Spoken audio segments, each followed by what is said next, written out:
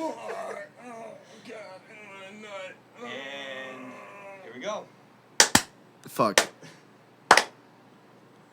All right, can just one of you guys do it?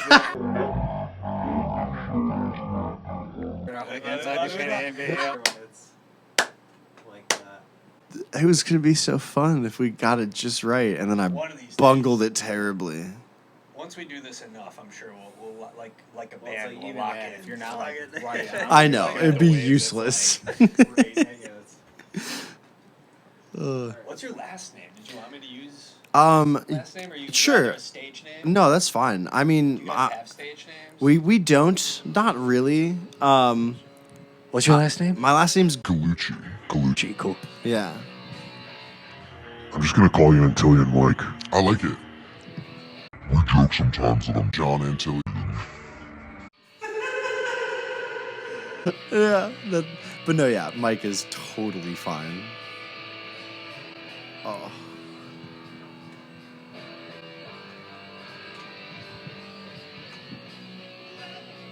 Dude, give me that.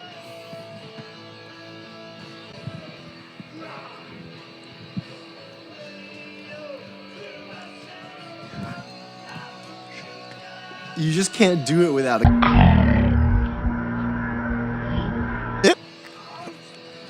Here we go. Sparkling water fucking included.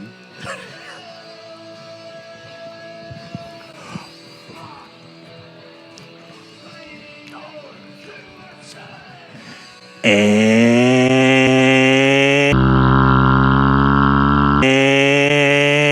hello and welcome back, everyone. Cosmic energy, cosmic collective consciousness, the all-seeing hybrid alien, and all our radio frequencies that are, indulging the satellites. We are here tonight again on a Tuesday night, and I am so thrilled and so jacked. Oh, Darling Bag is already hopping and getting excited as well. We have a very special guest. One of my personal favorite on the pipes. I'm the Vox right now in DIY Shy. Ladies and gentlemen, we got Mike Antillion. of Antillion back in the house. Thank you so much for having me. I am so thrilled to be here. It's always such a blast, such a good time. Hell yeah. Yeah. Can we just talk about, just right off the bat, how Please. much you guys murdered? You guys murdered when you came and threw your live set here. Like, I that was the know, first yes, live it was so performance where I was like, Tommy, we might need security or like backup here. Like, this is fucking voltage, dude. Like, this is Yes. high voltage fucking material, dog. It's certainly like one of the best parts about doing this is just getting every weekend to see like a private live show from some really cool bands and stuff. But that's that was one that was really just a fun. It was a vibe. I dig it. Yeah, you guys were definitely one of the top 3 best crowds we've ever played to, just generally. I want you to know. That is so sweet to hear, yo. I want you to know that if you've ever seen that video, you're privileged. It's lost media. And it would melt your face. If you viewed it was without fucking protection. ungodly. So if you happen to dig it up in a chest buried somewhere with a nuclear radiation sign, put some sunglasses on first. Yeah. But there's a quote from that we literally put in our all of our bios now, which is when you called us an out-of-body experience and several panic attacks. Yes! One of my favorite Was that lines hot mic ever. on the mic? Dude, Did I say that or you did Tommy say that? You did. No, that was all you, bud. Dude, that's crazy. It was a nuclear experience. It made me feel so seen. I was like, this is what we've been trying to cultivate. Dude, now we you have a guys word for it. channeled the inner fucking punk in me. It was inner thrash, inner punk, but then it was the emo was coming out, and that is a part of me I sometimes don't show.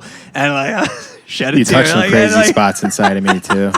Me too, And man. dude, it was all coming together. I was like, holy shit, dude, this is such a blend of everything I love.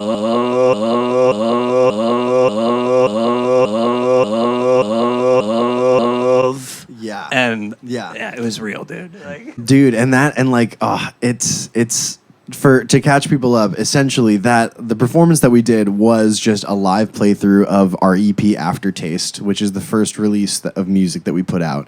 And what's great, shout out to Aftertaste. yeah, Forever. shout out Aftertaste. 5 Shout out Jacob Nowakowski and Grant Sibley, who helped us make that. Did they work on the record producing? Yeah, Like, yeah, all absolutely. that? Our Wild, recording and mixing, respectively, for those That's two. awesome, dude. Yeah. So Hell what's nice is like, I mean, Antillion has just been like local the whole time. Like just even when the little bit of like not DIY that we've done recording at Electrical Audio Studio, like that's Word. still just like around the corner in Chicago, you know? Like it meant a lot to us to kind of like stay with the people we know when we can. And that's been super fun. I mean, even the most recent release, I mean, like the art, we were inspired by our sister band in Lucky Girl Syndrome, who's also post-hardcore from Chicago. Love that. Dude, Lucky Girl Syndrome? Yeah. That's such a good name. Yo, Shout out to Lucky Girl. Again, kick Anna Frey, ass. her album. They would tear Sick. this room Yeah. down. Dude, we got to have them on. yeah, Dude, what well, the fuck? we're gonna- So much talent, Chicago. Bro, we're gonna listen to them off air. I love them so Yes. much.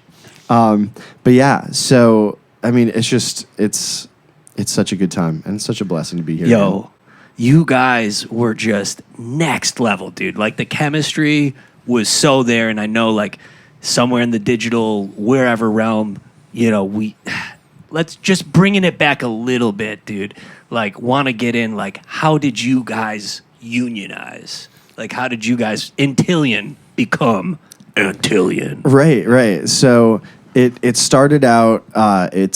So Antillion is a 5-piece. So I'm Mike on vocals. We've got Bobby and Noemi on guitars, AKA John Antillion. Yes, that's right.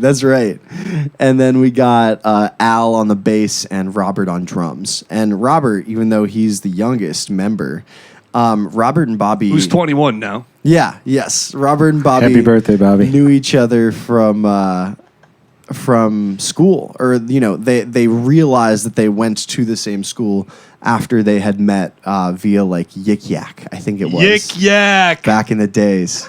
That's so crazy, dude. I know, right? That was the thing. That was like the joke of the summer last year. You guys were the first YikYak formed band. Yes, exactly. In the emo community.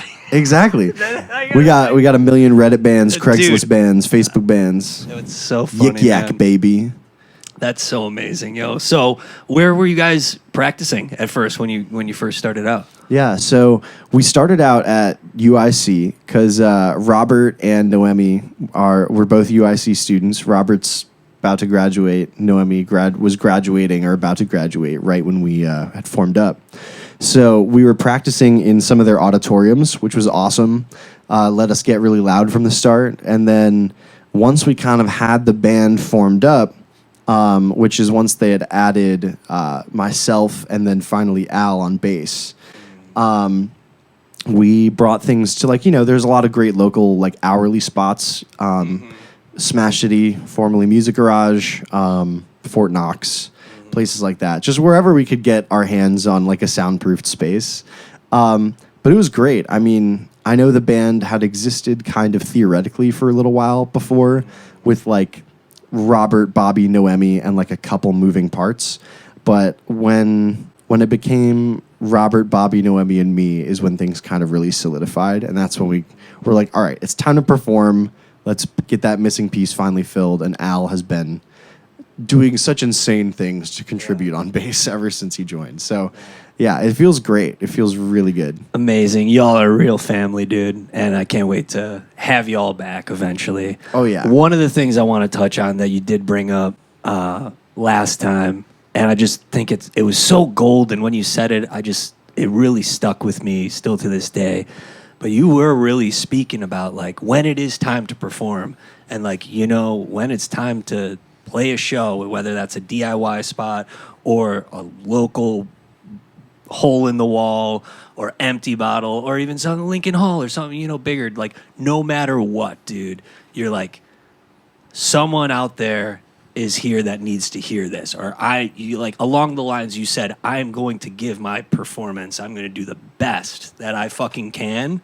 Right. No matter what, even if I'm fucking tired, whatever, because it is about the audience too, man. And like, dude, that stuck with me so much. I remember that, like, dude, that's the real fucking thing. Right. It's all about that. Yeah, absolutely. I mean, like, I really love the live performance part of being in a local band more than So anything killer. else.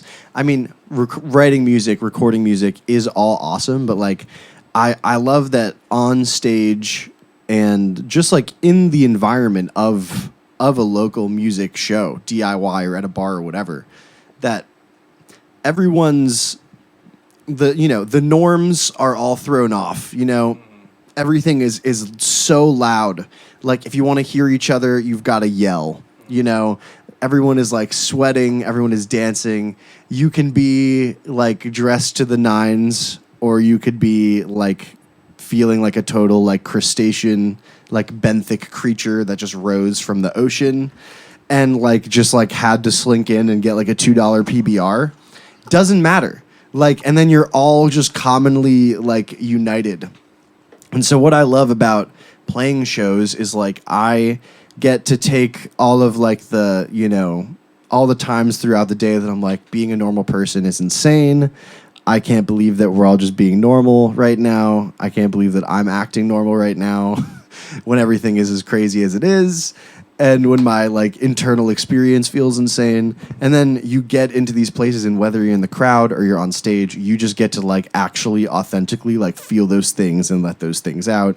And like everyone, like you don't have to worry that anyone's like looking at you. I mean, maybe you worry about, if you're in the front, you're dancing and someone's watching you dance. But I mean, everyone's looking at the stage. Like, even what's on your face kind of belongs to you. Yeah. It's like, it's a great place to just release. And so anytime that we've pulled up to a show and it's been like, maybe the venue is really empty, or the vibe from my day previous is just off or whatever, I always end up like transformed by the time the downbeat of the first song hits. Cause it's just like, this is too rare of an opportunity to waste. Yeah. Too good of an opportunity to like actually be myself, to waste being like a half-assed version of myself. You know what I mean?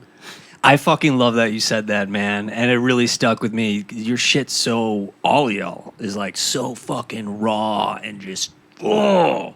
And to expose that deeper, authentic part of your artistry. And like we were even just talking a little bit earlier, like we're all tortured, but bringing that in a way to commune in a community with the band, to fucking dish that energy out, but you being willing to push that all the way to give the audience the full experience, and just knowing like that is where it's about, the love of music. Like, let the music take you, man. Like, yeah. I love that about you. And like, it's fucking... It's untapped, dude. That like what you guys are doing, dude. Honestly. Like, yeah. Thank you so much. It's fucking wild. I mean, it really does mean a lot. Like, there's a lot of, when I get reactions from people that like they're connecting to, any of the lyrics, or even just like the emotion. Cause like I'm a very like I like to believe I'm kind of just like a chill, laid back, generally mostly unserious guy. Cool. And so when I'm on stage and I'm like being very just like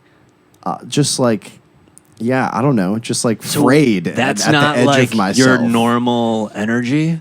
It like is okay. As well, but it's kind of like at all day that I'm throughout the day that I might have like a passing thought that would make me just feel like emotional, or like like riled up at the state of the world. It's like it feels way easier and healthier to be able to like keep that inside for a little while, the way that we all always do, because I know like sometime in the next month I'm gonna get to absolutely uncork it all and like shake the bottle and like get every every pent up emotion, even when when I'm doing well, like it's high key. It's easier to give a good performance when you're like pissed off, when shit is going wrong.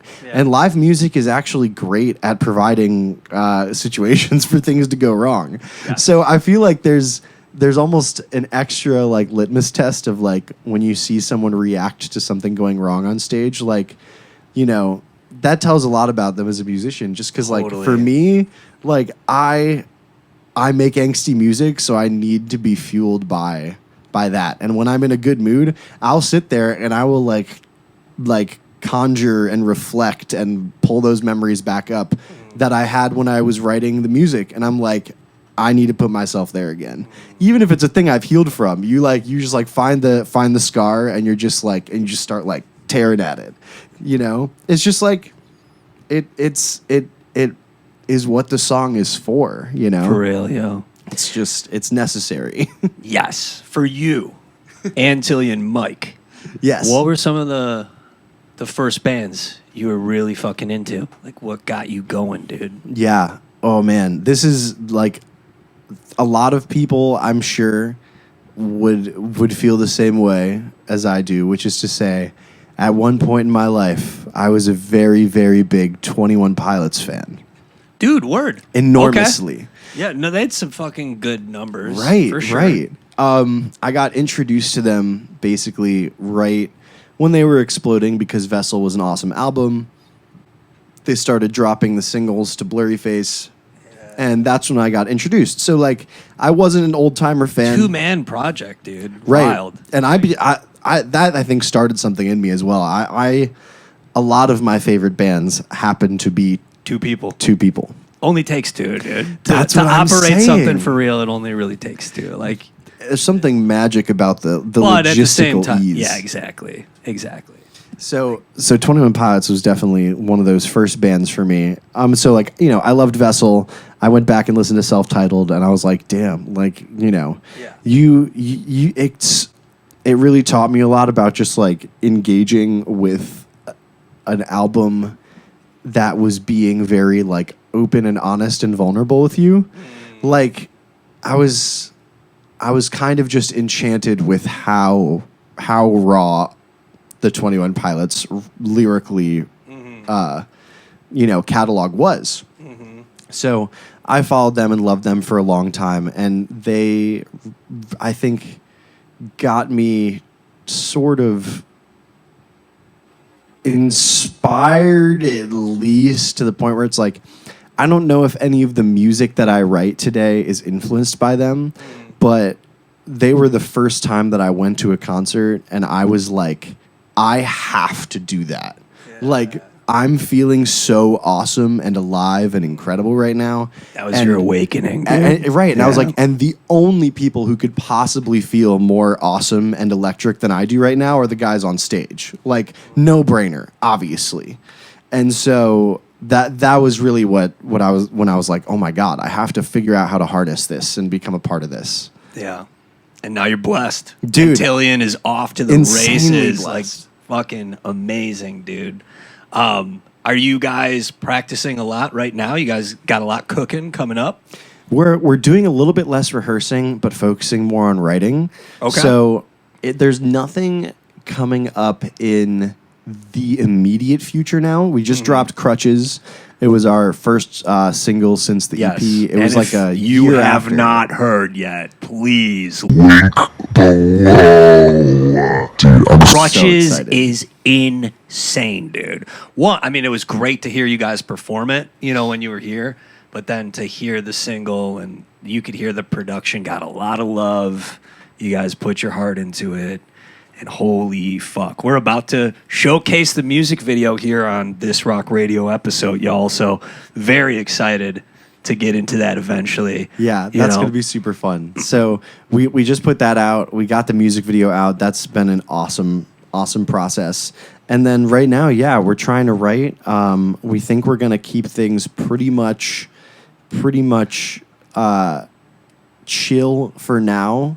I know that a lot of bands, there's a lot of good reason to just drop a single and drop a single and drop a single and drop a single. You know, Yeah. it's great for social media. It's great for your numbers on whatever your preferred streaming site is. But people have been so kind in giving us like just opportunities and just fandom and feedback and love that none of us feel really pressured to like play the social media treadmill as much.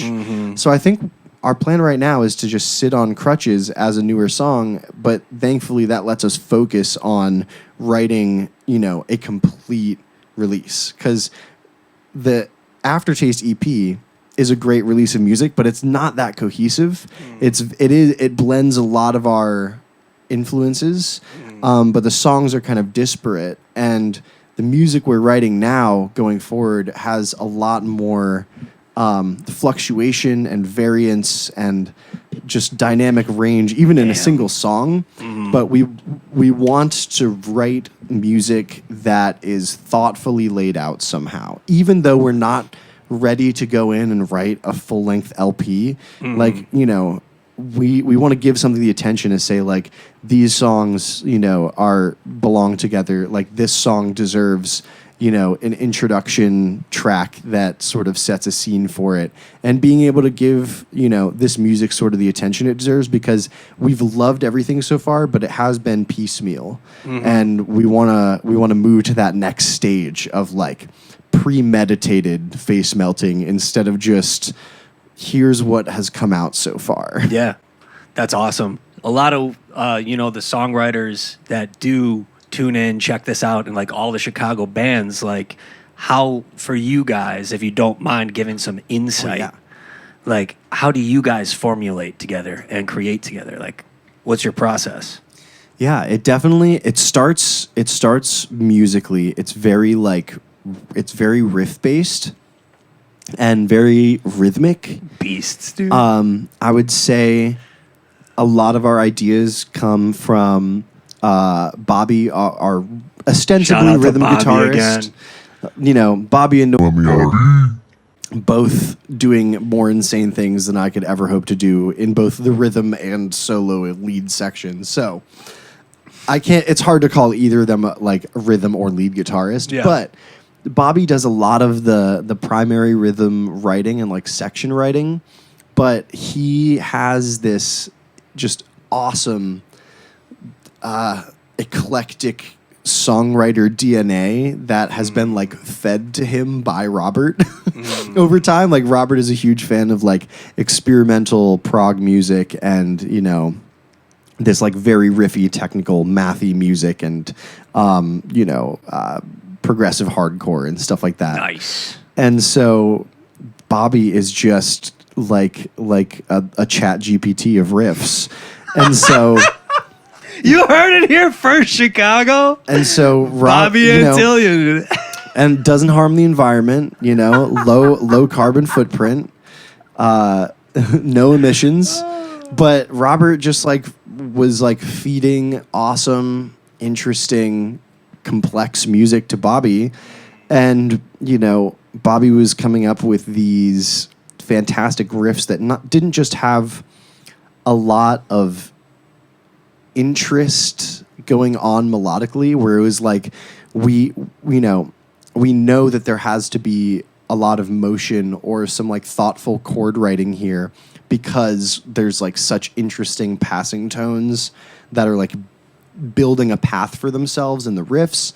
But also like he would write things that are like in odd time signatures or like come out to 4/4, but it's like, you know, 3 and 3 and 2, and just other kinds of fun things where, you know, laying it down for Robert, a very like jazz influenced drummer who is also like this prog rock addict, to just be like, okay, great, you've given me a bunch of like super stabby eclectic melodies or like some fun like stop heavy rhythm parts, and then he can just fill it with a ton of flavor and character.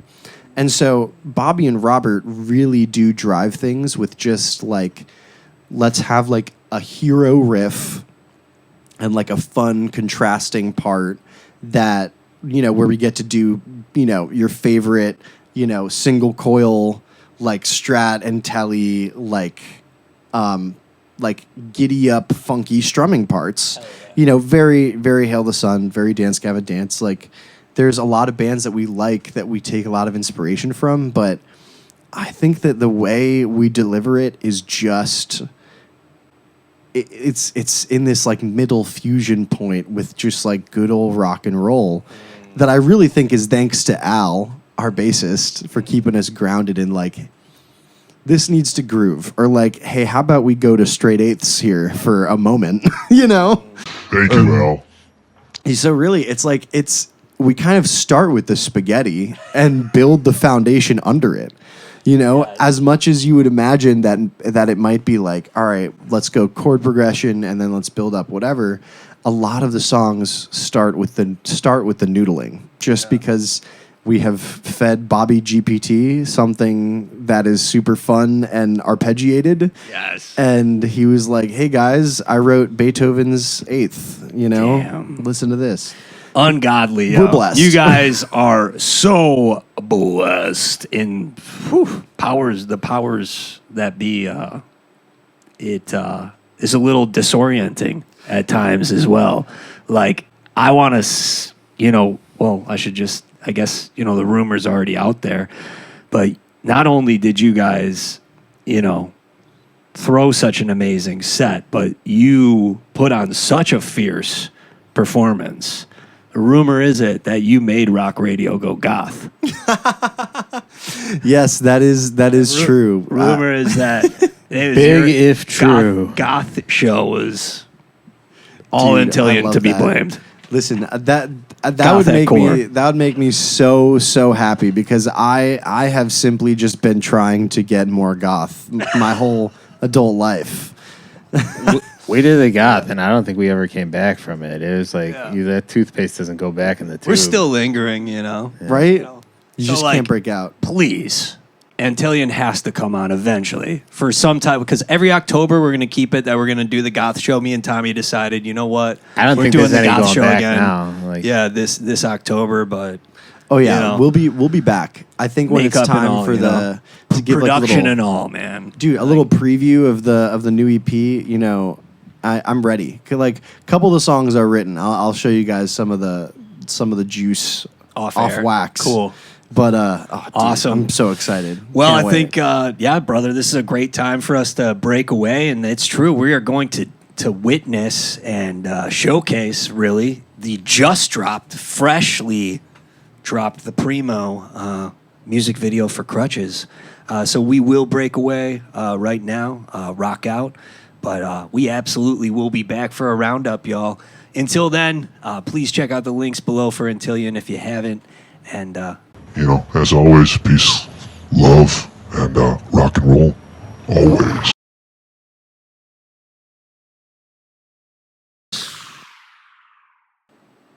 wow, well, this is a real treat. This is the very first time we are ever showcasing a music video here for a Chicago local band. And what better than to have Antillion, Antillion Mike here with us to debut Crutches. So yeah, Mike, tell us a little bit. Yeah, so we can get into the song a little bit after if we want to, but just ahead of the video, this was a really awesome opportunity. We had someone local that was a friend and a creator in the scene who had a vision for the music video and who wanted to shoot this. And, even location ended up being through the DIY scene.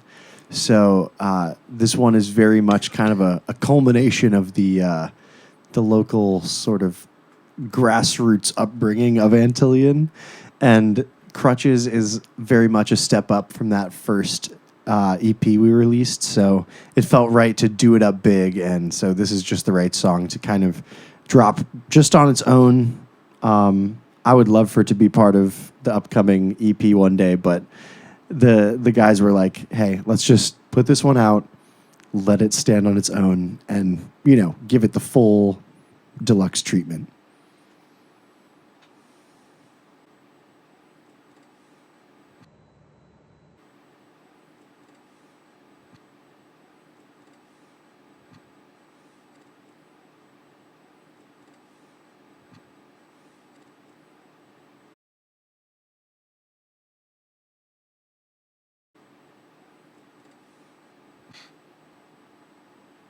Let's roll.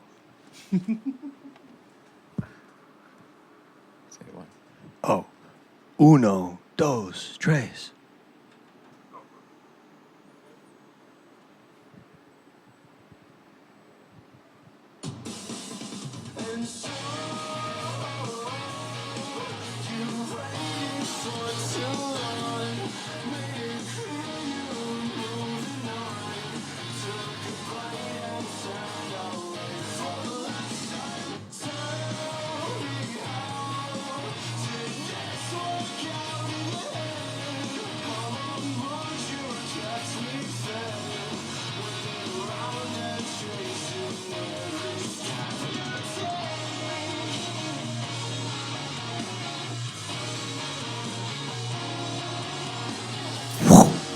Dude, right? Unreal.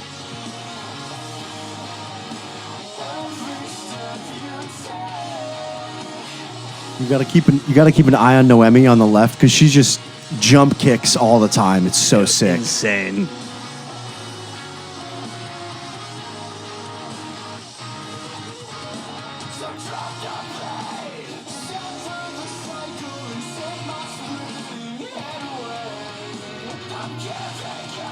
Yo.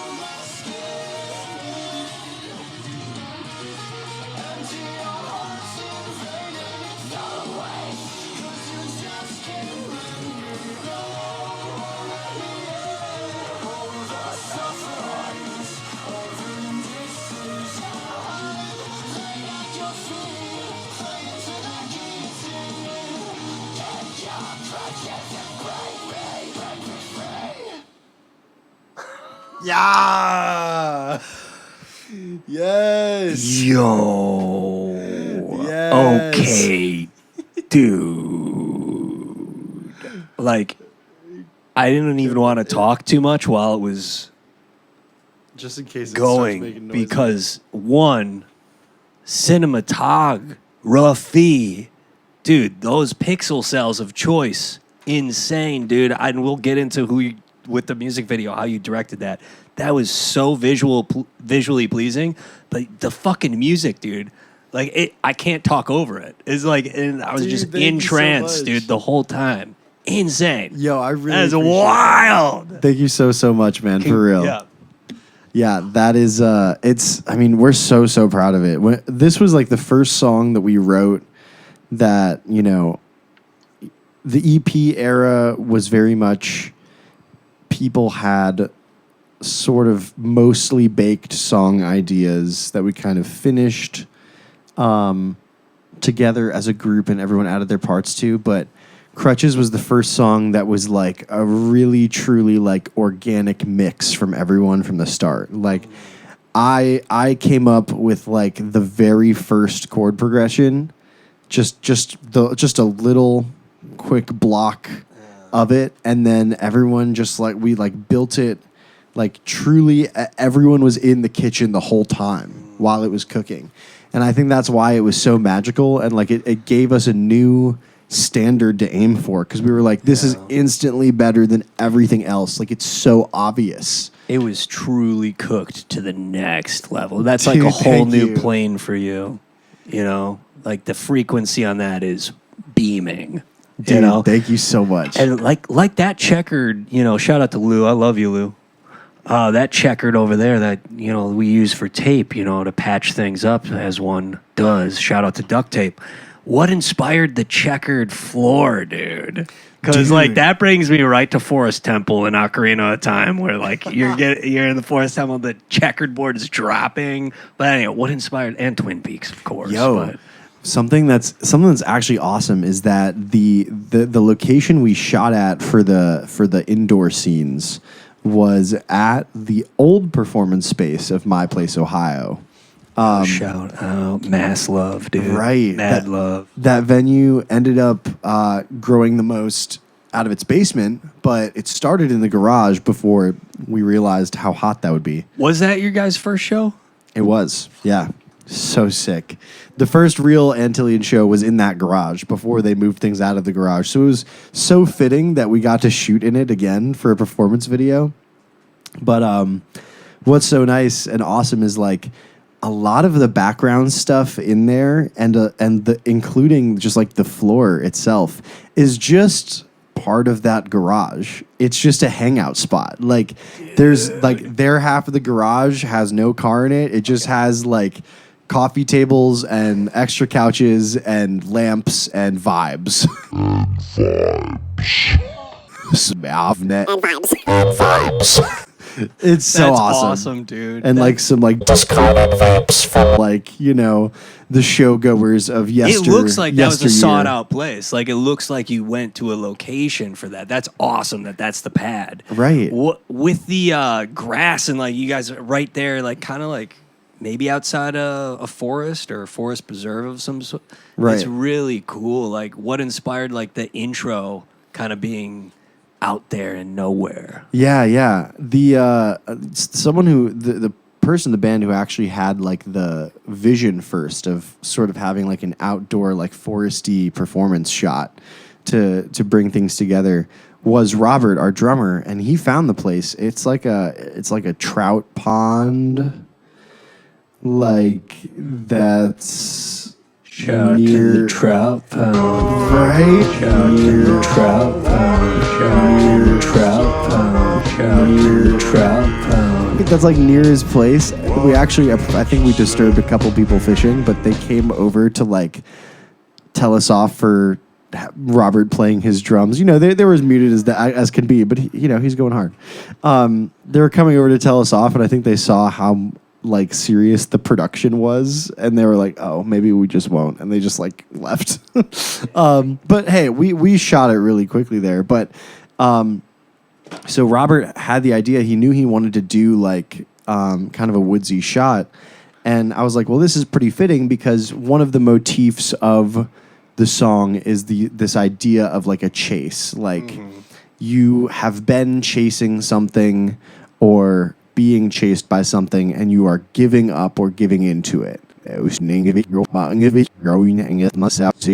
that. Whatever. It's kind of the double entendre almost of like you are.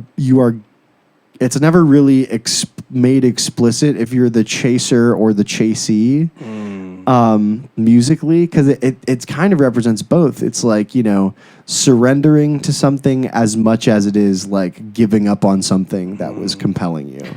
The reason I was grabbing for the digital pixel, or like for a minute, I remember I must have been listening to it too much because I doodle a lot. And in my notebooks the other day, I was like, I no longer want to chase the bag. Dude, right? And so it's right? like the Yeah. chase, dude, like it fucking, like even more so that lyric, it resonates, dude. Yeah. It's deep. So it was really fun to like, bring that idea to life with the idea of like, okay, like let's film me. It's pretty obvious that that I, as the subject of the music video, that character is being chased. But still, it was a good way for us to kind of like visualize the core concept, because it's like it's a song about, as many songs in this beautiful world are about, a relationship that was just causing a lot of just friction and pain. And so being able to latch on to like one of those core metaphors and be able to attach a sort of half story abstraction to it, the way that some of my favorite bands have in the past, like like Microwave and shit like that, or Cleopatra. Like I really love. It's like it's somewhere Honestly, between another time, another era. But Yeah. me and Tommy, like it honestly did bring like a little BT Bam, a little like agony scene, even Under Oath, like vibe, like energy with your guys' performance. Like even you, like it fucking has that fucking energy, dude. It's fucking so raw. And then like the dynamic range of the vocals too, just to shine on you for a bit. It's like going from like singing, like you're not a bad singer, but then also like, which that's not common, but then also you're not a bad like screamer, or like shit, like the hard voice. Thank you so much. Which is also rare. So it's like having both of those, one vocalist is you're doing a lot, so that's cool. Yeah. And me and Tommy often find ourselves under the cork tree, just staring into each other's eyes, and we just love that we're from the same city as Pat. We do tandem Patrick. cartwheels. We do getting like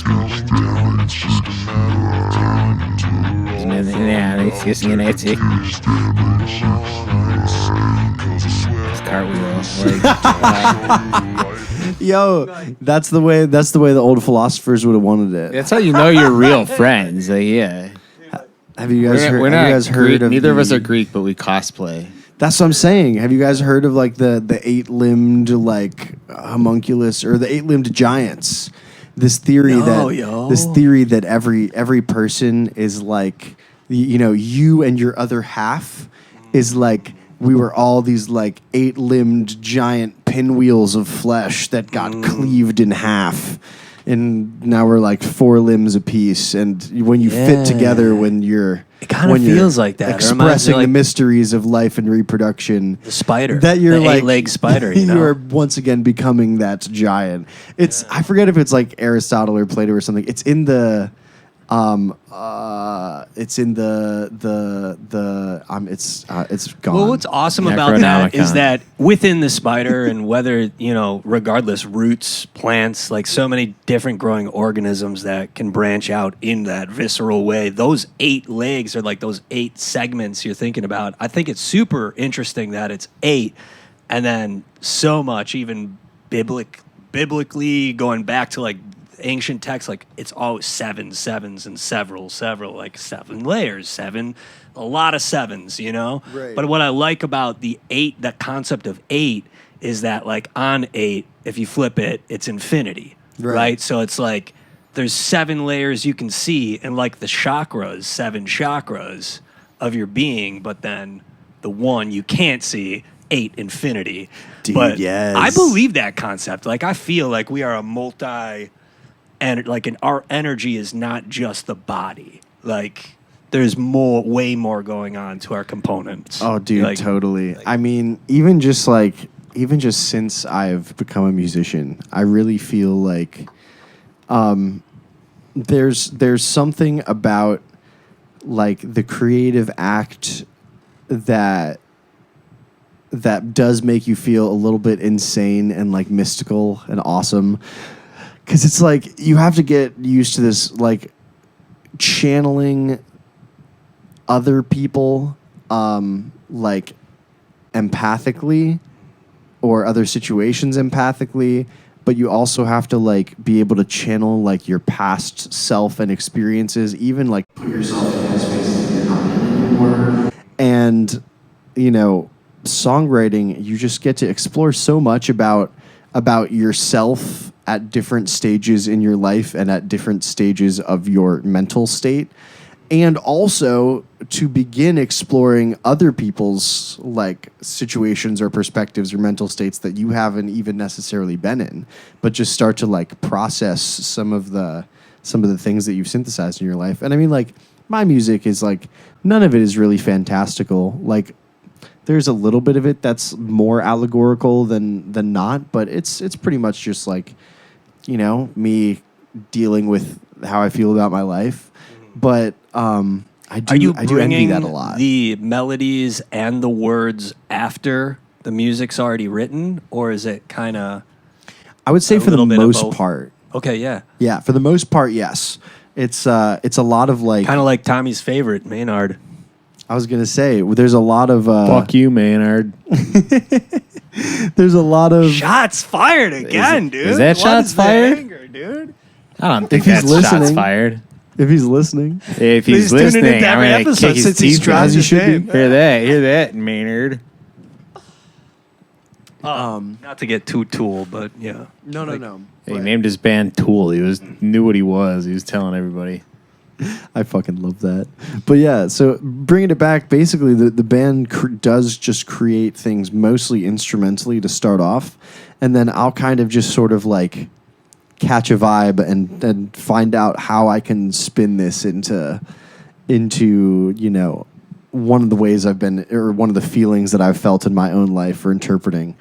And something that is nice is like there is input from the other band members. Like, you know, Bobby, for instance, has like written lyrics for parts, or, you know, even supplied like rhythms for parts that have like, you know, gotten morphed slightly just for my, you know, the way I pronounce things and the way that I write. But it feels really cool being able to say that like I'm not necessarily just speaking for me.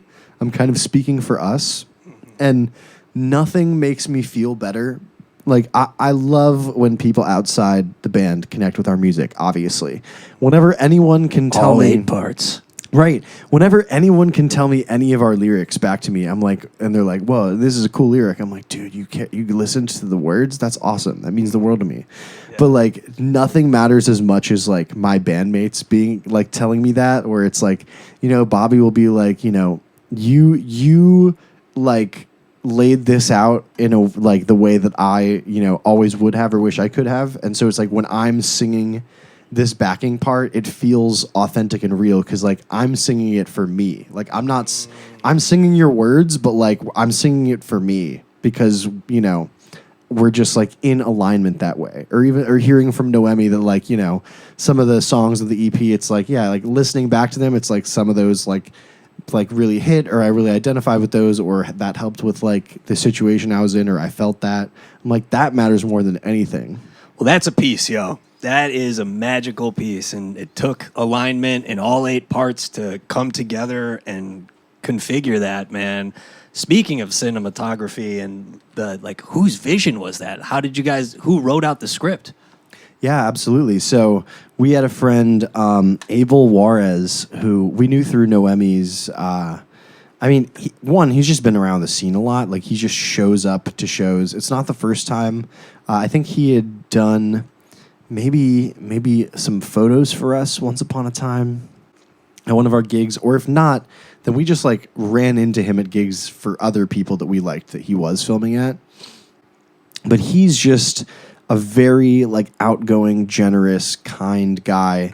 And he had done a music video in the past for Noemi's other band, Lavender Point, before Noemi was in the band. Shout out Lavender Point. Lavender Point. They're going on a really sick tour. I think it'll be over by the time this is out, but shout out them. They rock.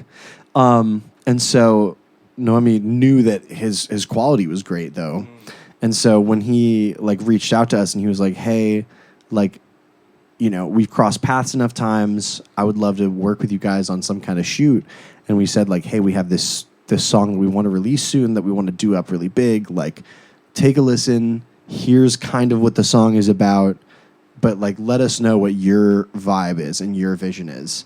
And it was great. I mean, we talked back and forth for a couple months, but it wasn't really intensive. It was just like, you know, a couple months went by between when we first started percolating and when we finally had everything sort of like the main vision planned out. And then Those blindfolds, dude. we got it put together in like 2 days. Fuck. Yeah, it was insane.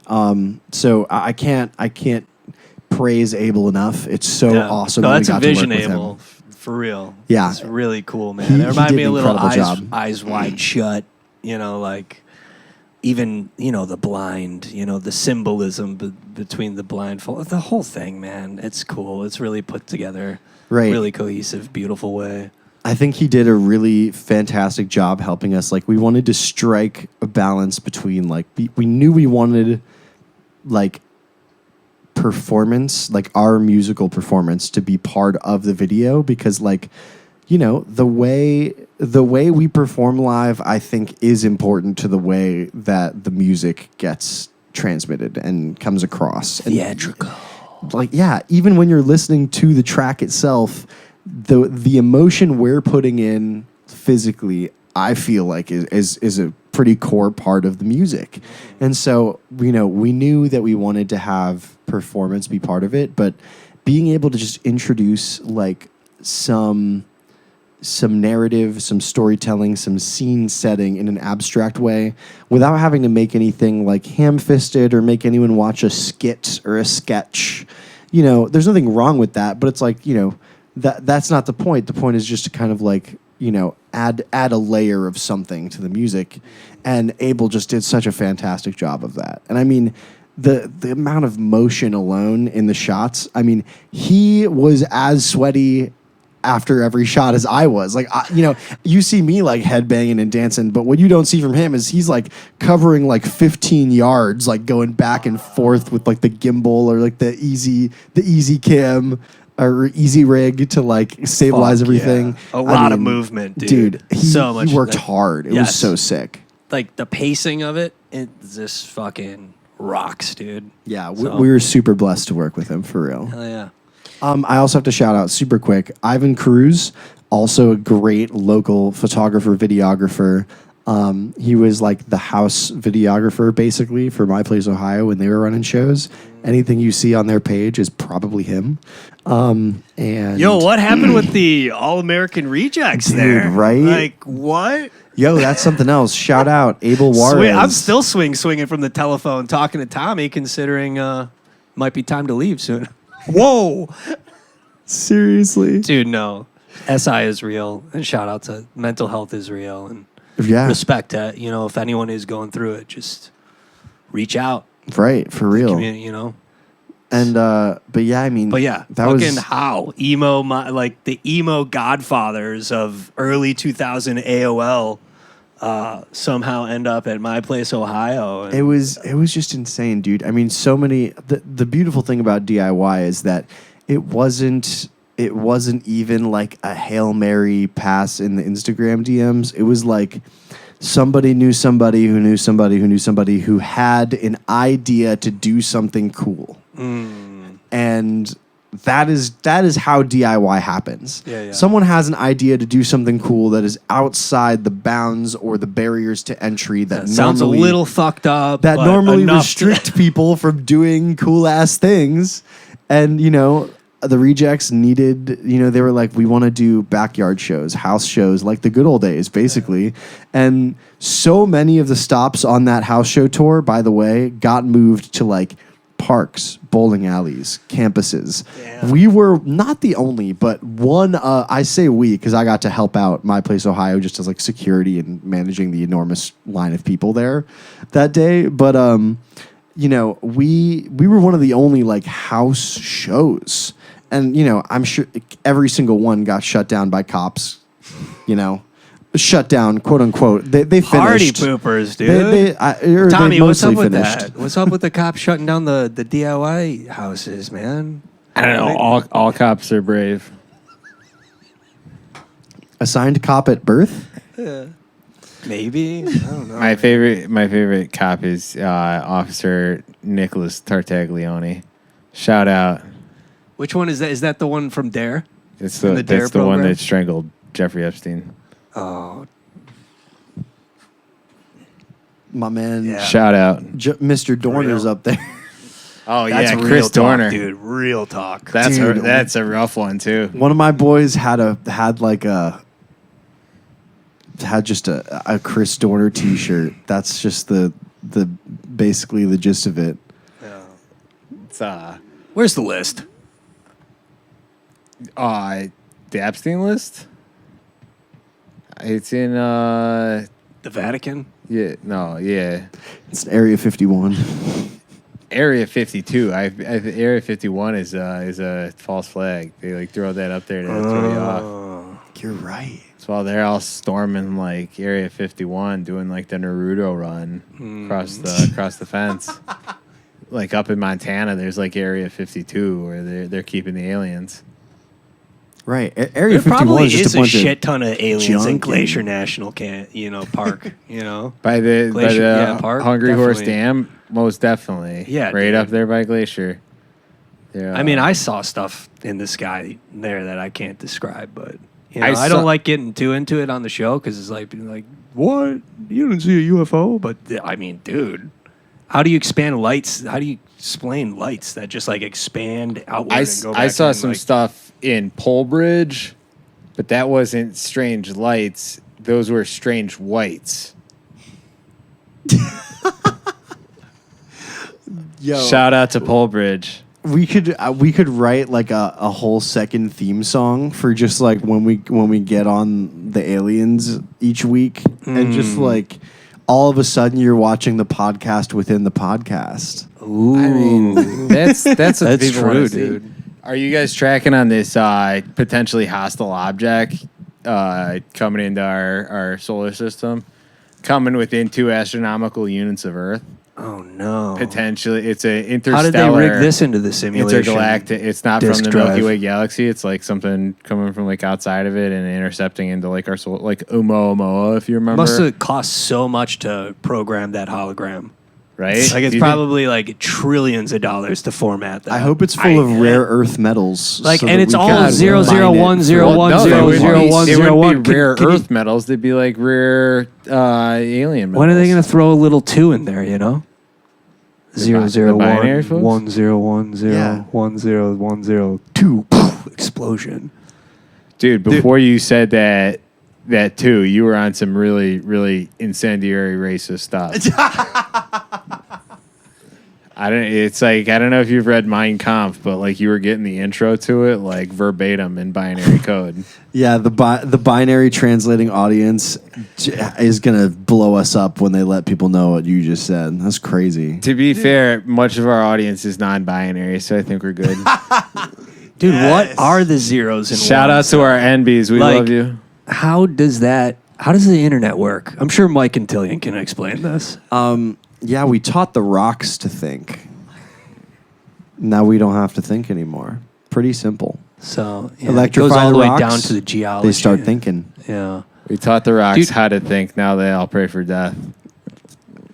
I don't know what to do. Are about they that. wrong? But how They're do they smarter get than it? us. It's like now they're self-aware and they just all want to end it, but they're rocks. How do they do that? You know, there's been Yeah, there's 'cause, been like- at least one great short story written about this. When you are a rock, like, do you live forever? Do you have? My favorite kind of rocks are igneous rocks. You are a rock right now, Because- man. Like the body itself? Yeah. I guess We got that can minerals be in like us. it does sometimes feel that when you get in that good of a meditation or a yoga session, it's like, oh no, like the body as well is like part of the physical outside of the experience as well. But like, and they say like energy still somehow goes down to the core, whether it's hollow earth or not. That's another thing we could get into. But like, It's it definitely is. Yeah, what do they have You down know- there? What are they What is in the hiding? basement, dude? What's in the box? What is in the box, dude? Honestly. What are they Like, hiding? I What do you have no think? idea. Did you hear about Like- this? They found like a skeleton of a lady in Antarctica, like on the shores of Antarctica, from like like people don't live in Antarctica, and this was like an expedition in like the 20s that they found it. but it was like and then they've done like carbon dating now, like in modernity, and it shows that these like bones that they found on like a shore, like an island, like not buried, not like anything, and just by themselves, like just some random lady in Antarctica, and it's like they did the test to make sure that it was like they found out it was a girl, and it dates back like 1,000 years or some shit. That's wild. But where? Let's say fucking Antarctica. How do they get there? Who knows? I don't know. What do you think, Mike? Oh, How did this all start? How did the universe start? You think some alien like picked her up and then was like, "Fuck this," and dropped her off, and she like landed in Antarctica? Right. I was gonna say that was my first kind of instinct. You know, like in Roller Coaster Tycoon, you pick someone up and they're just like dangling in the air. Oh, that's sinister. You just fling them right across the map. You just awakened like a core memory in my head. Oh god! You dig like an enormous hole and you just like put one person at the bottom of it. I'm having flashbacks like all the atrocities that I committed as a teen. In like The Sims. Yeah. Oh my gosh. Smash Bros hand that comes and grabs you, or even bringing it back to the Forest Temple again. That's like in Ocarina of Time. That's when the shadow claws, right? Like start dropping in on you. What about in Mario 64? Y'all killed the penguin, didn't you? You threw him off the cliff. Y'all know you did. Every single one of you guys knows who you are. You did. You grabbed that, dude, that such a good penguin game, that baby penguin. You threw him off the cliff. Yeah, that's so good. We all know you did it. And, what are some? You're gonna go to hell for that. Your Jesus favorite games? saw that. You've been playing? Dude, I guess right now I'm back on Skyrim because I'm just at the bottom of the barrel. So of course we're back to Skyrim. Shout out mods. Shout out. And shout out Radio Shack. Dude, shout out Radio Shack for real. I'm playing a little Counter-Strike 2 with the boys. Me and the Antillion guys play some Counter-Strike now and then. None of us are good. I'm trying to think what else. I've been trying to get back into Helldivers also just to like have something to play with the Antillion crew. I was talking to Tommy between things. We're just like there's not enough hanging out, right? Not enough time logistically to just hang out. So we're trying to like play games more often or just get on call to just vibe. But like more honestly, often. Fuck that theory. Because I mean, here's the thing. Like part of the reason even like starting the show, like it's like being able to just have any excuse at all to hang out with people. Because like really, it's like, yeah, we're all busy, but dude, you can make it a point. Like you can, you do. We're like trying. If you really try, you can make it out to that show. You can make it out to your friend's thing. Like you can, help out with the music video production and like. It seems like more so the walls there are like broken down finally.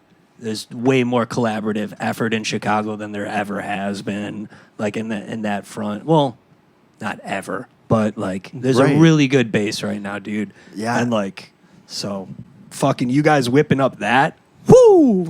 Dynamite, dude. And like it's dynamite. And it's the love of the community. Exactly that. All thanks to the people that we know through the community. I mean, it's crazy. Shout out to the Simpsons.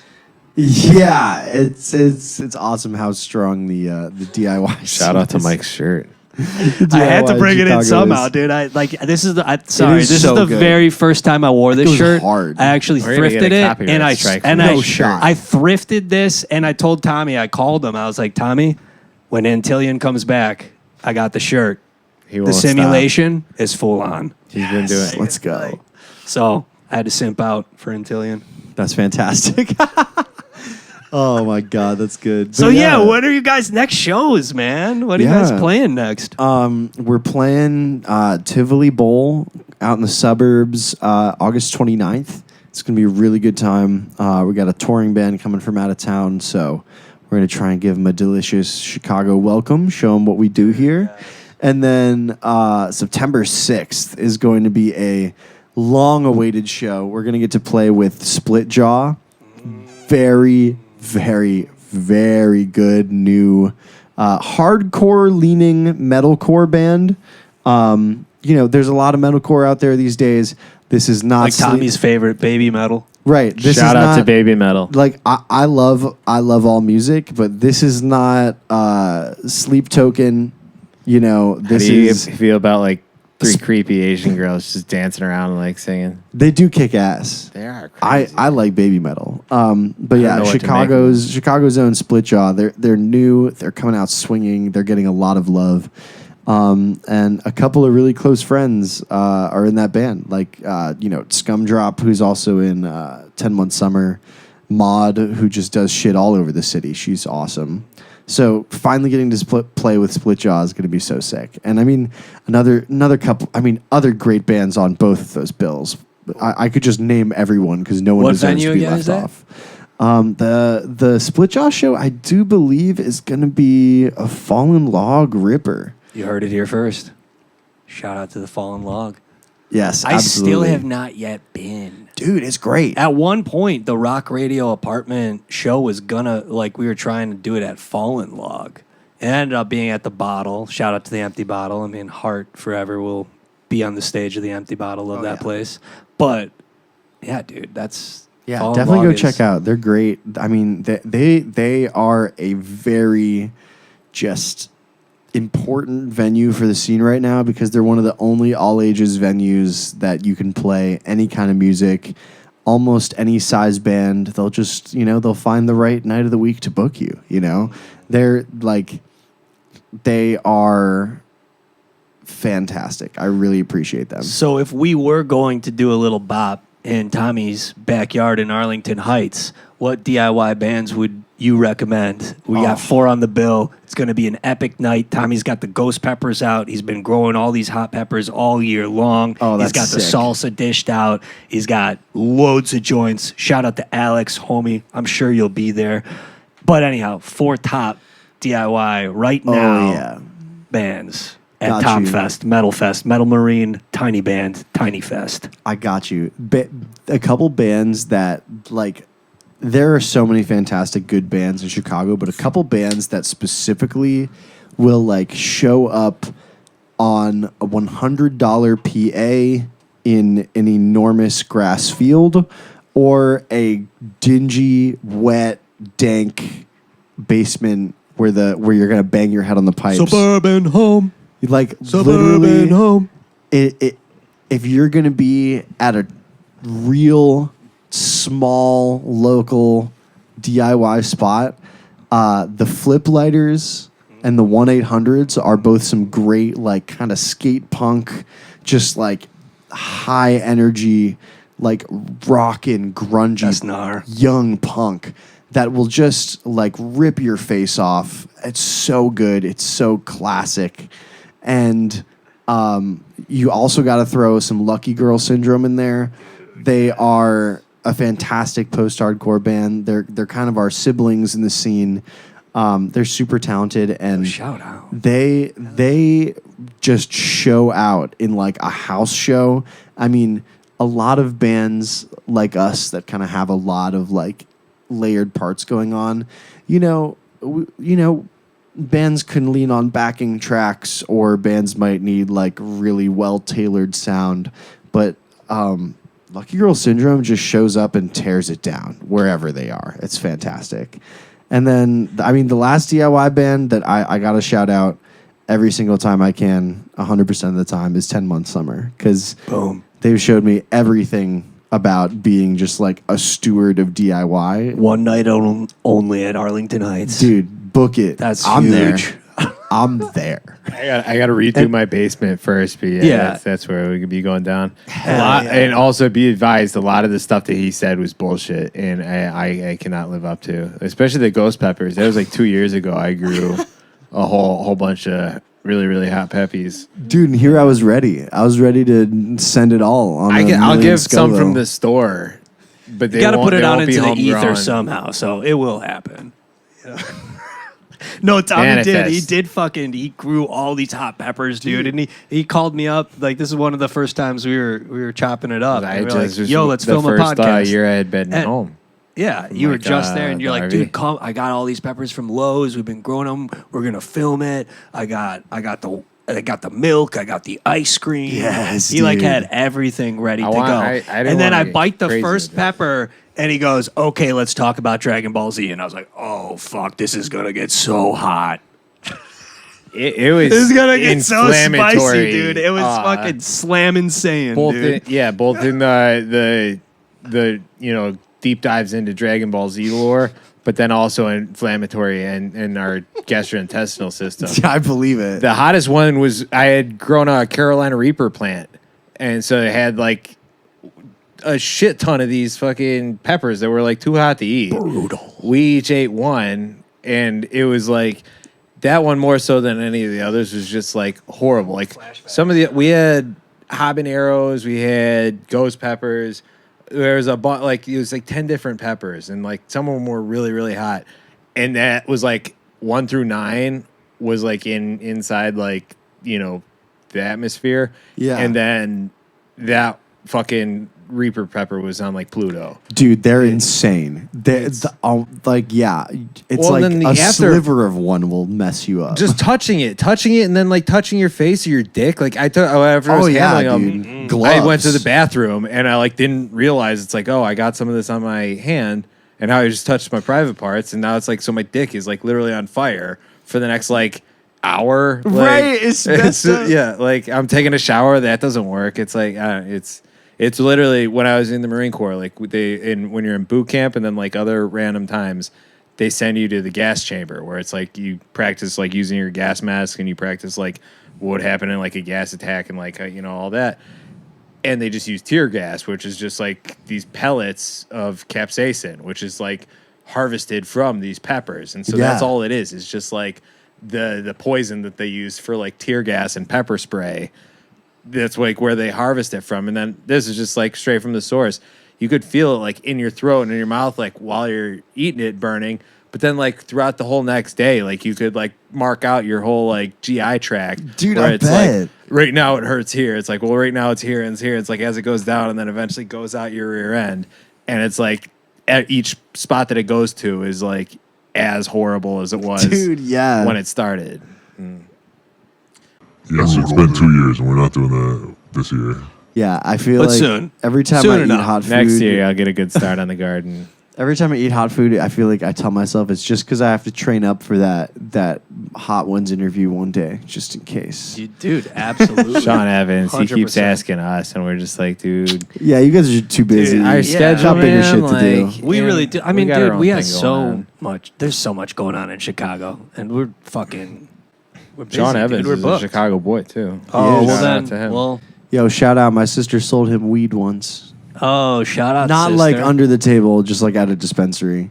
Oh, That's right on. funny. But she was such a That's big funny. fan, she like freaked out and had like a small breakdown in the break room because she did keep it chill and didn't fangirl. Yeah. And then she like freaked out that she didn't say anything. He's a What cool are some guy. of your favorite shows, like podcast? Oh man, I'm trying to think. Do you hot one it up every now and then? Oh, I Get a do little for spicy? sure. Yeah, I I mean, it is good. He does love that. Yeah.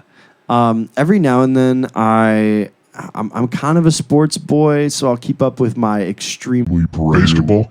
Yep. Yeah. My terribly awful, perennially disappointing Charlotte Hornets. I keep up with them by podcast, but Shout out there's to Starter I Jackets. love basketball. Yeah, right. Oh, dude, I have one. Feels so Everybody good. had one. Yes, sir. For some reason, the Charlotte Hornets. Dude, Right. it's because Every that year purple and that teal one. is Yeah. beautiful.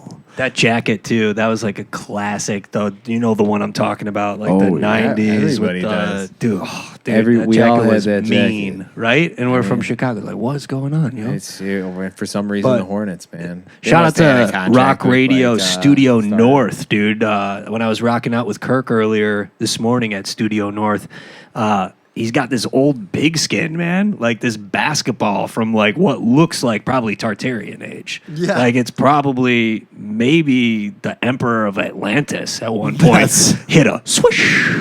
Like I'm telling you, love it. dude, it's Is that fucking, this Namor? pigskin was like a time traveler. That's Like it was Aquaman, wild. Sorry. Yeah, but I love basketball. That's all. That's only where I was going with that. No, yeah, It's dude, like my favorite me- sport. Me Like, too. But yeah, I love listening to band interviews. There's a couple great ones. There's I'm trying to think. Yo, sorry. No, but hit that me. is rock radio basketball fucking game. We got to do that. That has to happen. That'd be hype. Dude, a Little twos DIY tournament or game? threes. Yeah, Just saying. dude. Yo, a not insignificant amount of the DIY community in Chicago, like the bands, do play pickup now and then. I could put you in touch with the That right would be people. sick. I would love that.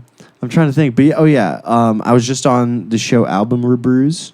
Shout out them; they're fantastic. They have a guest on to like talk about an album that they love. The hosts will listen to the album as well, and they kind of track by track just all the best parts of it. Love Beers with Bands. I listen to a lot of great like DIY bands from just all over the country with them. I love there's Lead Singer Syndrome.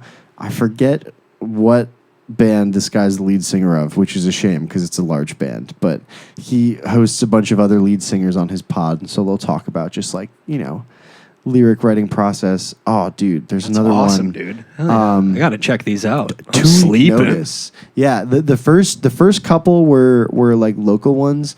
One I think you would really like is called 2 Week Notice. It's hosted by this guy who's like basically a lifelong like groupie and like tour like driver, and so he's been around like the like top of the DIY, bottom of the commercial like touring world just forever, and so he has a lot of great bands on that, like Microwave, some of the guys from like Hot Mulligan, just like a lot of these great, kind of emo adjacent and punk adjacent, like young and contemporary bands that are like still on the come up and still doing the touring. And so it's nice getting to hear from these guys, and also like genuinely enlightening and educational, getting to hear from people who are like currently broke and have to have day jobs when they're back at home and are dealing with being broke and sore on the road, and like where your mental state is at when you're in the middle of making it, because making it today is way different than whatever it was supposed to look like. Totally different game, dude. So, dude, like just getting It's to still hear, the beginning of the totally new. Like, I feel like we just got into an arena that we've never been before as artists. Right. Like, this is the ground up from here. This is like renaissance of all time is about to explode. Yeah. So getting to hear from bands like that on any kind of podcast is great. I mean, Dissect is great. Song Exploder is great, but Fuck yeah. Bringing it back to our wave, as we love to ask our guests, we absolutely have to dive into it with Mike Antillion. Does tone exist? this one is this is fun and philosophical, because like music is so ephemeral and fleeting and temporal. Like, as musicians, we're decorating time as opposed to decorating space. And so if you're not in the middle of the song, you're not really able to experience the song or take it in or analyze it. Like, it's something that is constantly in motion.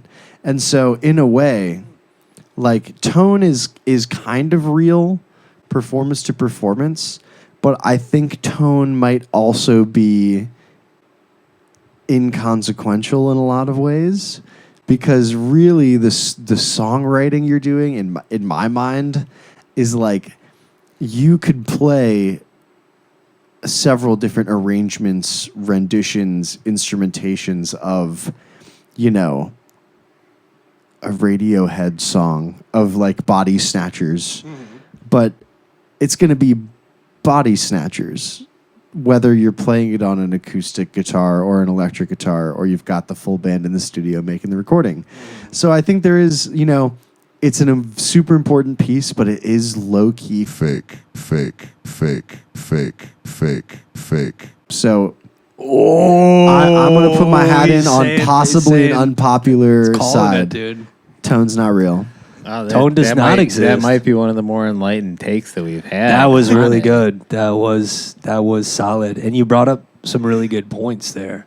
Obviously, me and Mike are both pretty hardcore apostates to the cult of tone. Yes. We've been, I've been searching since birth. We try to proselytize modestly about, We only want Our the frequency apostasy. of truth. that's all that matters. Yeah, it's real. I mean, and that's at the end of the day, that's just volume. That's really what matters.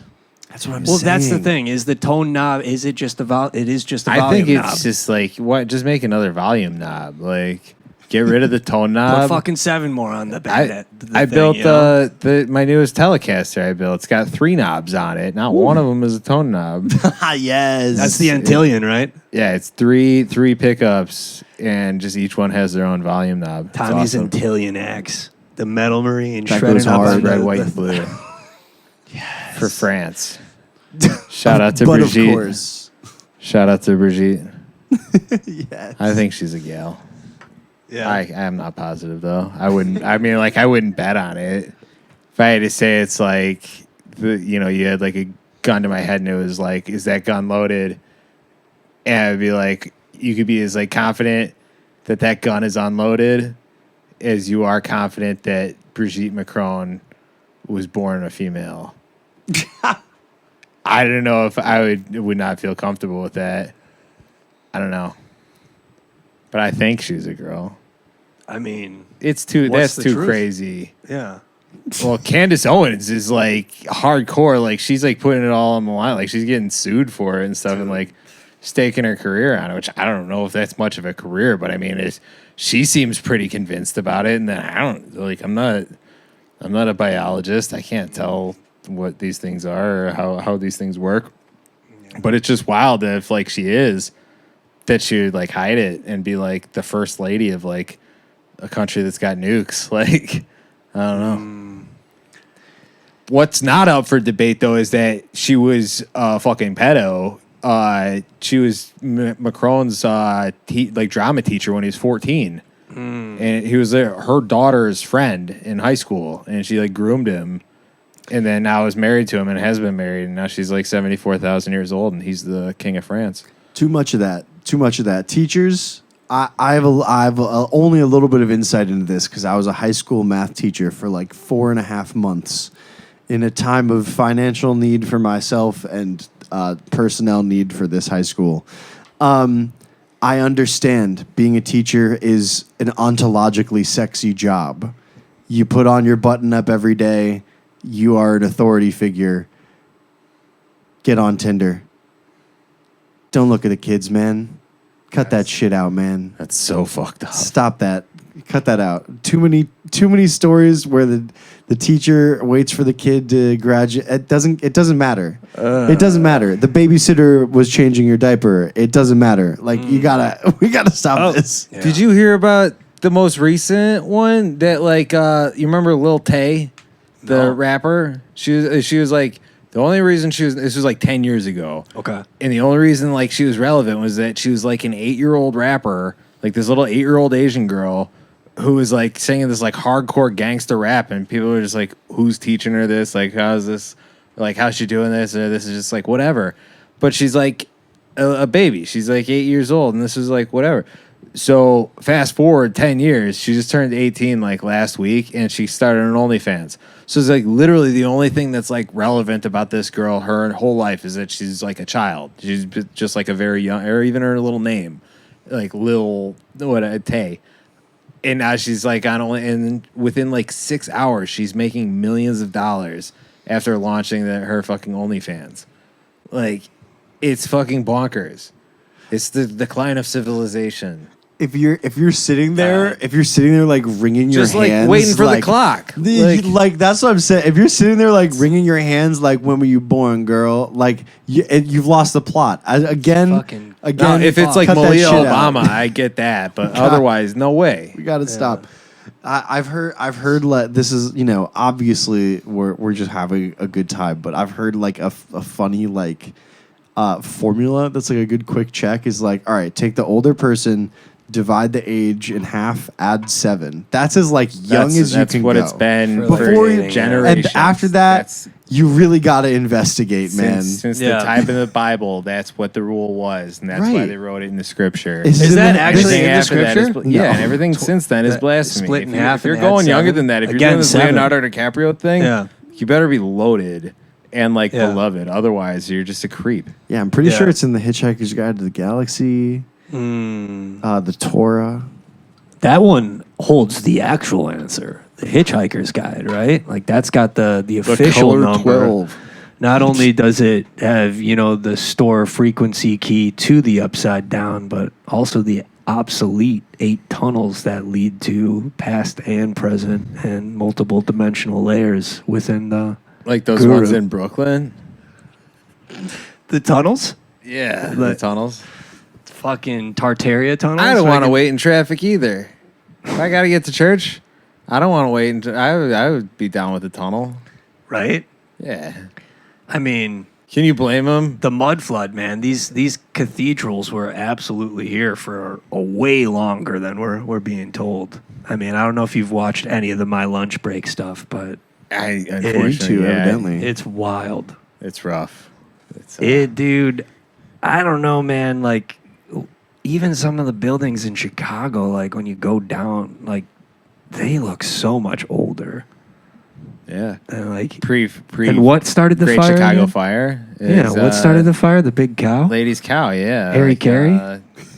Harry Carey's mom's cow. I think it was like Francis O'Leary. Dude, that or was so something. cool when the Yeah. Cubbies finally took it, dude. Shout out, like, Granddad. dude, that was such a moment. He was a huge Cubs fan to the point where, like, when I was born, he like certified me like a diehard Cubs fan and had like the certification. Yeah, like and like like he knowing baptized that you. my dad was a Sox fan, like gave him the certification. That Like, rocks. And who says the wild. LGBT community doesn't groom the kids? oh, Shots fired, Cubs fans. You know what's so great is that like the Cubs winning the World Series. Like I before I came to Chicago, I'm from North Carolina. I forget if I was still in North Carolina. Carolina, come on, Shout out, what part? Thank you. shirt off. You Which know what part the of fuck is up, North High five. Kakalaki. Dude, spin around like a helicopter. I Thank wish I you. could. God, Maybe with the damn. problem shirt I did. For a minute you saw my nipple on one of these Yeah, episodes. I had to censor out Mike's nips. Every time I hear that song, dude, it was such a rager, dude. So I want to hear a fucking Antillion cover that song. Dude, that would be so hard. Sign me up, Dude. a little Carolina classic. I love that when like hardcore bands will cover like Katy Perry or like Oh, a yeah. metal band will like cover something super obsolete. Like, I think it's Definitely. fun. Super Listen, fun. we do a lot of. I'm trying to think. We did some My Chem covers that were really fun. You guys fucking, that would be so fucking sick to hear on my chem because Dude, you we pulled out a guys are couple. right up there in that lane too, and that is saying something. Oh my god! Like, if that is I not to be taken lightly. Like me and Tommy, like back and forth all night long, texting about my chem. Like that's I keep that's real telling shit. Mike, Like, since both of us can sing, we got to get onto some of that Taking Back Sunday, you know? dude, yeah, sign me up. Come feature, brother. Fuck yeah. I'm ready. I'm trying to think. We were thinking of covering A Decade Under the Influence. nice. But then you were like, I've got a bad feeling about this. That's fucking right. You understand? Fuck, that's good. Oh God, that's good. Dude, that's so good. Yeah, but we're just. I would love to do more fun covers, especially stuff that we can like not just do live, but like, get in a little studio somewhere and just like get a live recording up, just like Yeah. let the people eat online. Because I love covers. I think that there's something super fun about, a band making certain songs part of their legacy as well, whether it's at shows or that they go the extra mile and put it up somewhere on the internet. Just because there's just always like thought and choice going into it, and like all creation is just homage and stealing and blending. So it's like it's fun to like take the source material and do the blending directly on it, you know? Yeah. And it's fun to just say like, hey, this was influential, or like these words speak, you know, a message similar to or better than, you know, the and message we're full in the age of Aquarius now, so everything is only creation. Like you should only be creating every now moment. Like the only thing that matters is creation and the moment. So like I say, fucking just go all out, man. Like, Couldn't have cover done what it it- any other time until now. So do it, you know? Absolutely. We're You living know? in the good times that we work so hard to achieve. that is true. For millions and millions of years, the Creative Focusrite, renaissance has the arrived. Focusrite Scarlett 2i2 did not exist. What did kids do before, like when their parents got divorced? Who fucking knows? Like that's like four tracks, okay. Boomer. Well, Where am I going to even- load my samples? Honestly, Like, where do I like put- even without the YouTube, dude, like if we didn't have the YouTube, me and Tommy would have to go to public programming and be like, yo, we got this radio show, or the radio, and be like, can you broadcast it? I Like it's listened to somebody wild that we say that- have this, and this is it, guys. Like keep creating, keep fucking doing it. Do what you love every moment. Now. Yeah. It's fucking happening. I listened to some guy, I think it was Brad Paisley, the country guy. He was talking about like he learned how to play guitar. He like got to start like learning how to do music by watching Howdy Doody or like Hee Haw on TV, and then like learning from watching them. And I'm thinking like number one, that's you got to be pretty talented like naturally at music to be able to like watch something like that, and then it's like, oh, I'm gonna pick up how to play it just from like watching this TV show.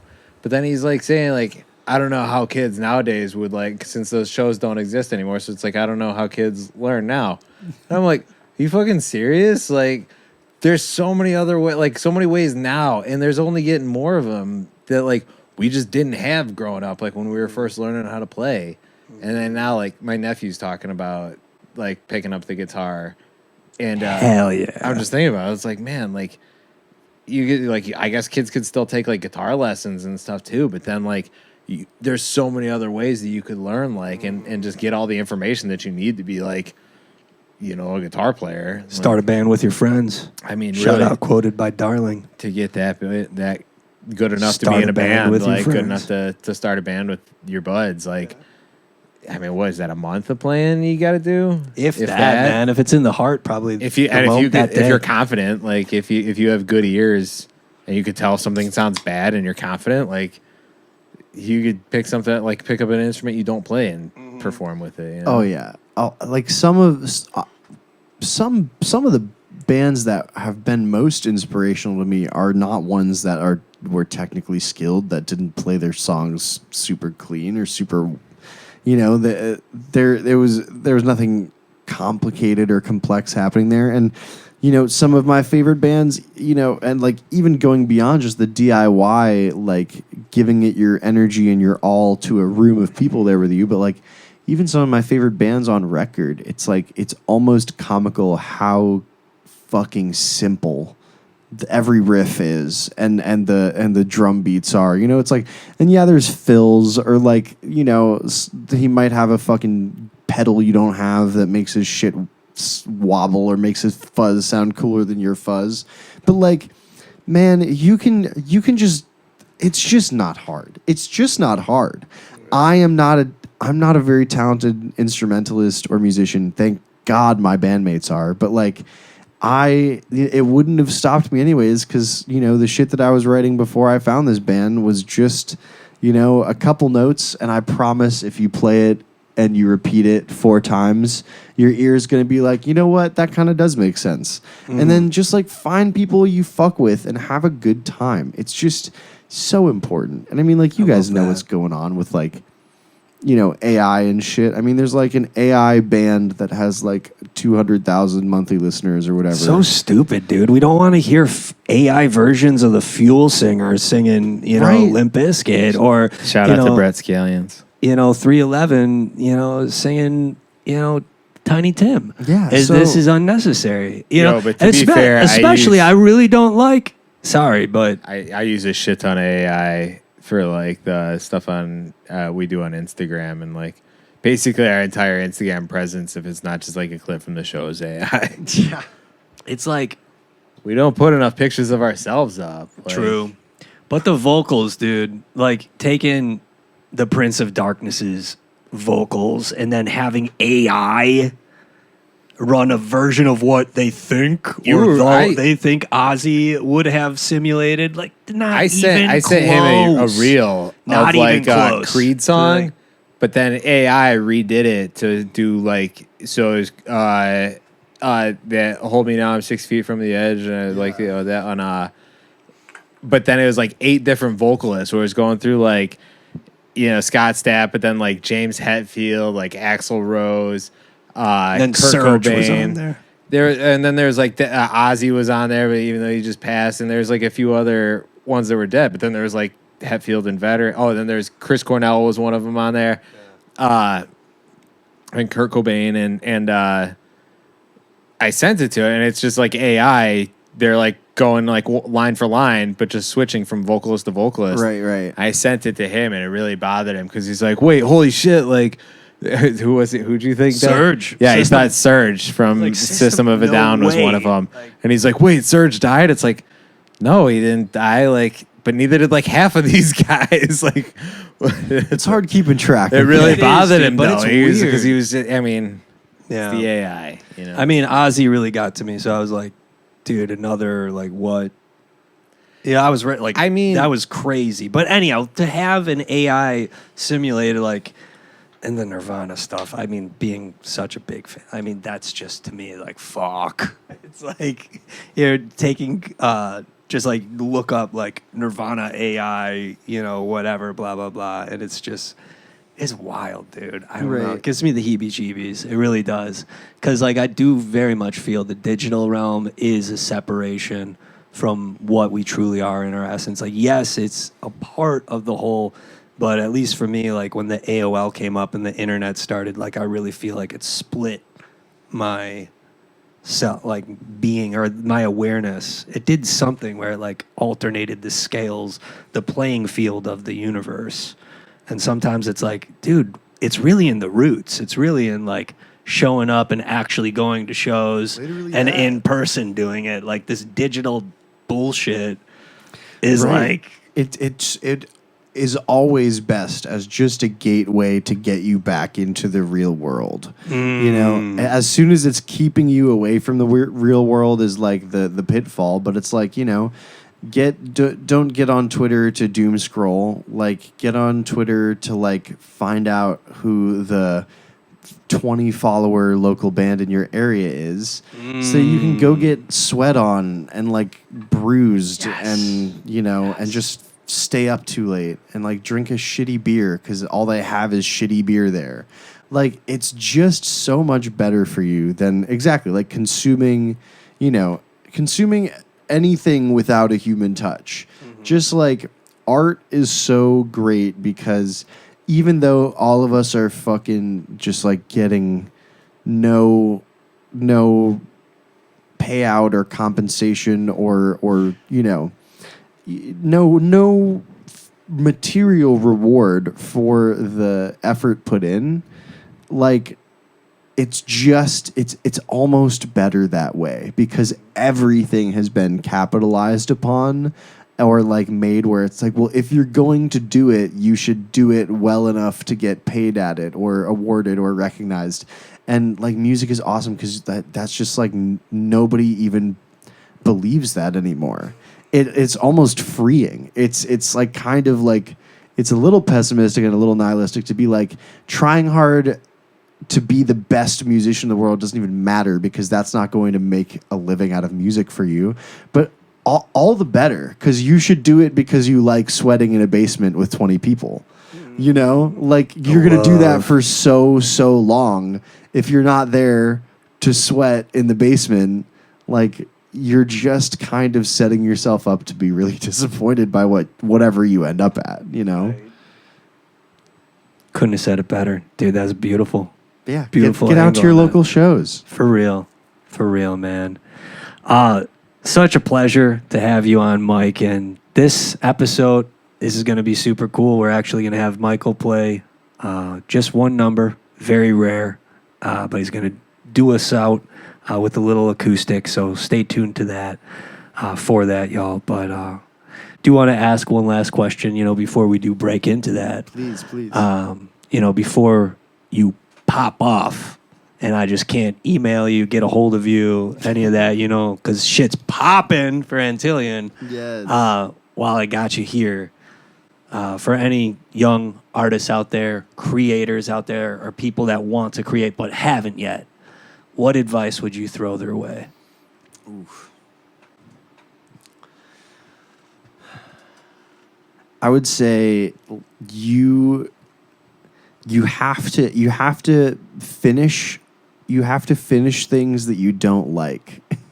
You have to finish things you don't like, because creativity, you have to start things that you have no idea how they're going to go, and you have to finish them even if you don't feel perfect about them, because creativity is a spigot. And you start pumping and there's no water at first, and that's fine, and you're going to feel stupid and silly, but it's going to be extra silly if you stop pumping before any water comes out. So keep pumping the spigot, and it's going to come out with muddy, shitty, dirty water, and that's fine. You would look super, super stupid if you pumped to this point and captured just the muddy water and stopped. So keep making it even after it sucks, even if it disappoints you, even if you're like, this is nothing like the stuff that I like. This is nothing like the stuff that's inspiring me. Just, you have to commit to like making it. You don't have to show someone. Someone doesn't have to fall in love with it. You just have to finish making it so that the next pump can come up through the spout, man. Just keep hitting that spigot, and I promise it's going to turn into something drinkable. Like, the first songs I wrote suck. I hate them. But the fact that I finished them made me so much better at writing those songs. So, yeah, just don't be embarrassed of yourself. Yeah. You heard it here first, yo. That is The rock and roll pump there. And also, Mike Shout out to Antillion Muddy said it. Waters, though. That was beautiful, dude. Seriously, respect, love, dude. I love everything you're doing for the community, for art, for music. And we'll break away now and do that number.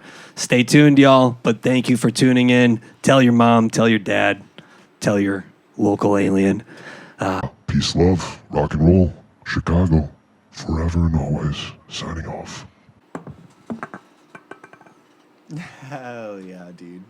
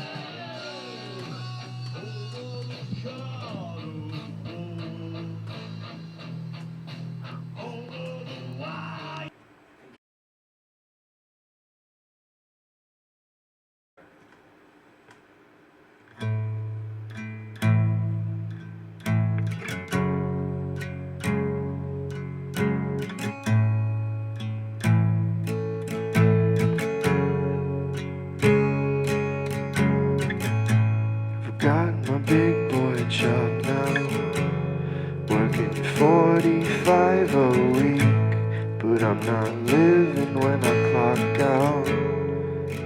I'm just losing sleep.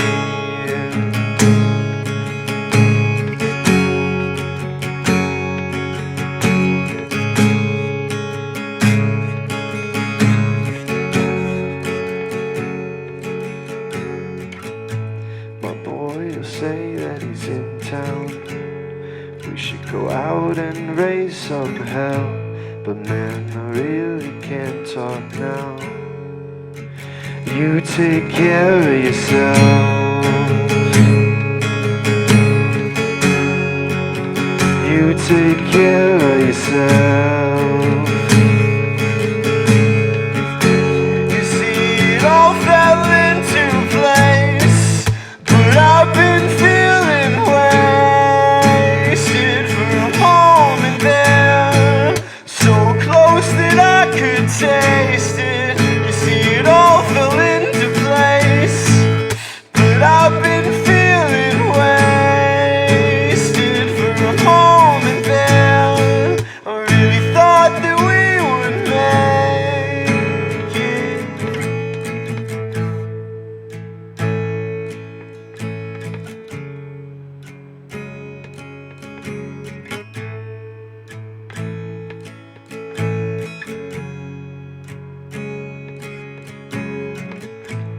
I should have known that June was coming, and only got myself to blame. I'm just the type for lonely summers. You're just the type to push away.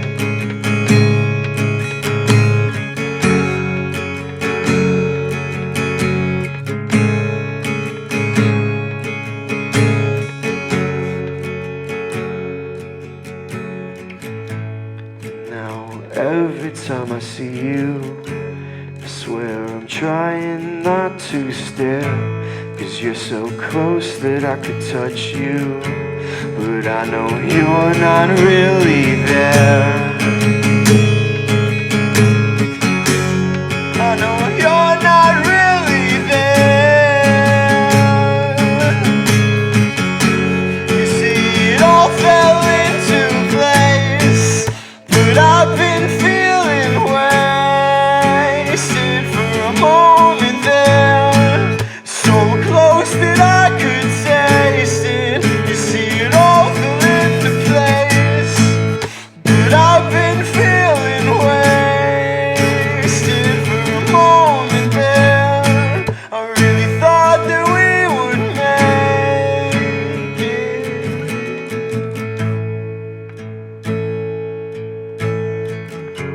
I really thought that we would make it.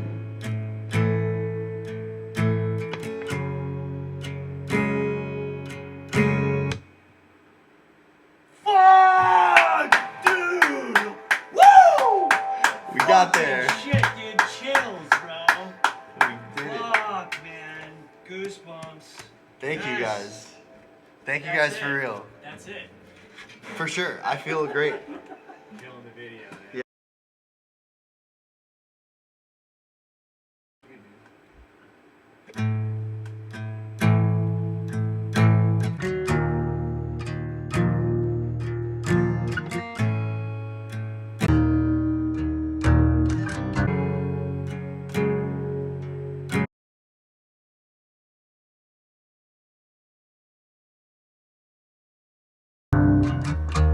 I've got my big boy job now. Gonna fuck my ass to death.